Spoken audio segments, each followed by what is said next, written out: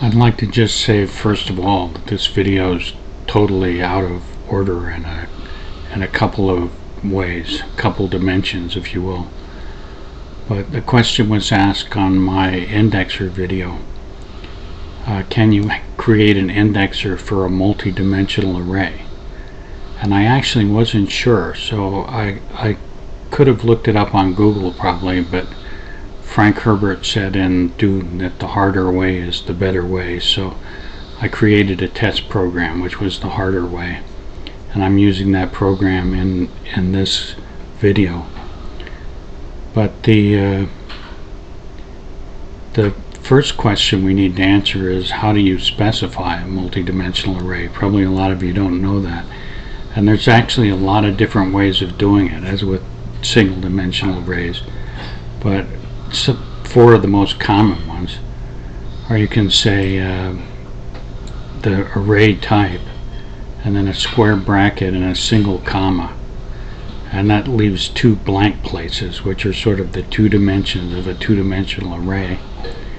And then you can say new and specify the size of the dimensions in the new. So you say new int 4, 2. That means the first dimension has 4 places and the second dimension has 2 places.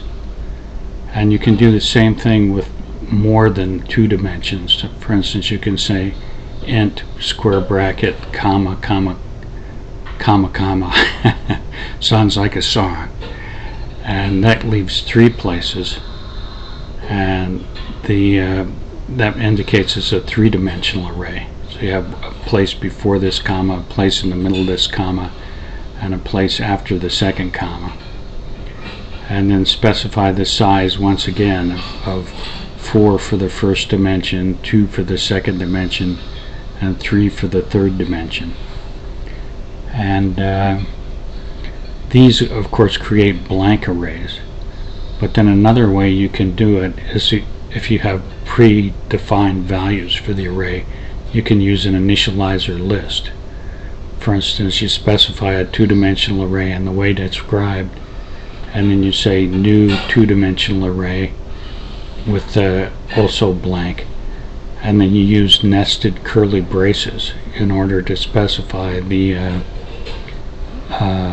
2 dimensions. So we have nested brace here, and then a second one here, and so on. So we have 4 of these nested braces, which means the highest dimension is 4, and then we have 2 values within the braces, which means the next highest dimension is 2. So essentially we're saying the same thing as this. We're saying this is a 4 by 2 2-dimensional array created with the initializer list. And then you can do the same thing without specifying the new, and just use the initializer list to create it, which is a more common way for people that use it a lot.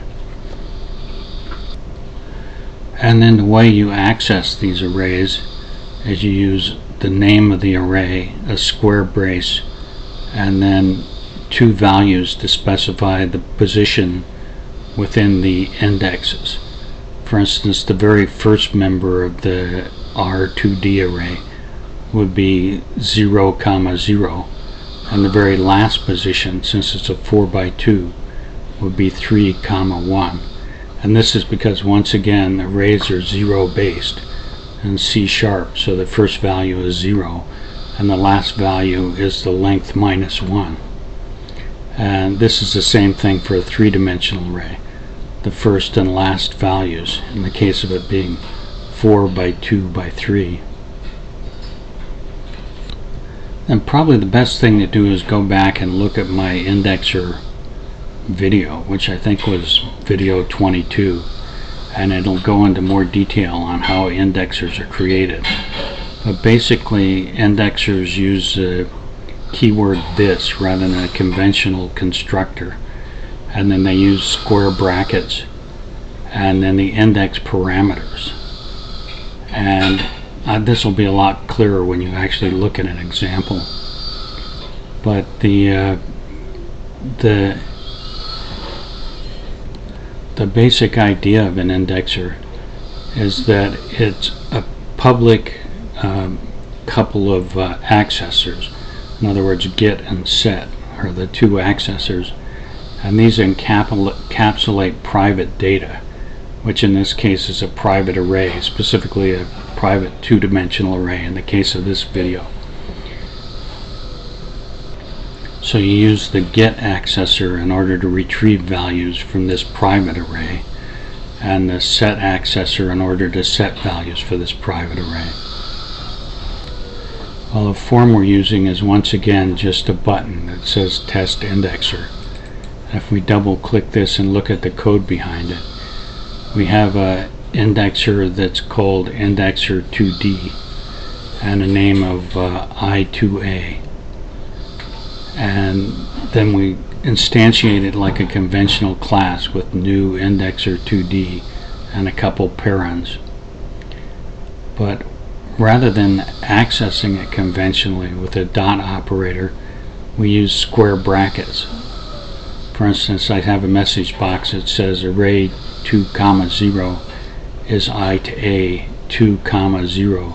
So we're accessing this just as though it were a regular array, a regular two-dimensional array, which is sort of the nature of indexers. They take a class and turn it into an array. And then this uses the get accessor, and then using the set accessor, we say I to A 2, 0 equals and specify a new value. And then I have a message box that pops up what the new value is. So we've overwritten the old value of the array. And if we look at the Indexer 2D class itself, I created this by using actually one of two techniques. You can say project add class, or you can go over to the Solution Explorer and right click and say add and then specify a class.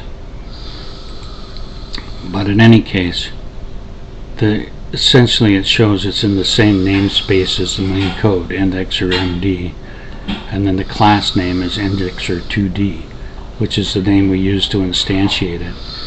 And then rather than having a conventional constructor, I just say the type of the return value, which is string, and then the keyword this, and then I say int D1 for the first dimension of the two-dimensional array, and int D2 for the second dimension of the two-dimensional array.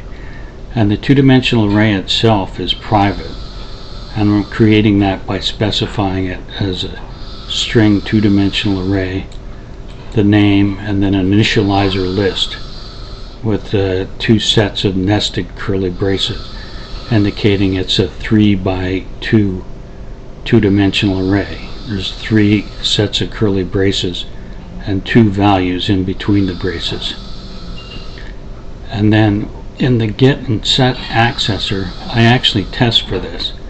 I say if the dimension 1 is less than or equal to 2 and it's greater than or equal to 0, then it's a valid dimension.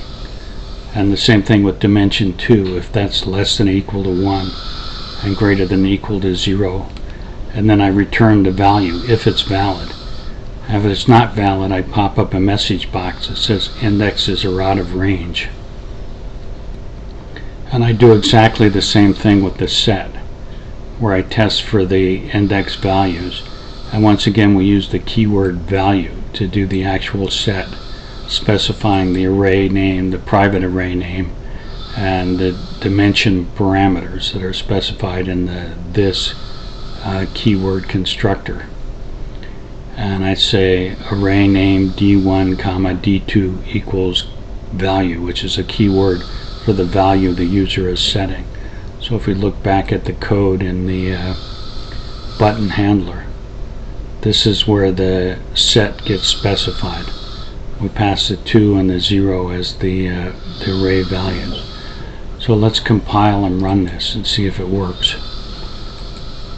See, a message box pops up that says array 2, 0 is 2-0, which is the value we preset in the initializer of the array. the private array. And if I press OK, we reset this value, and then it resets the new value of array 2, 0 is cyborg megas. Well, I hope this video was helpful, especially to the person that asked the question, and don't forget to subscribe.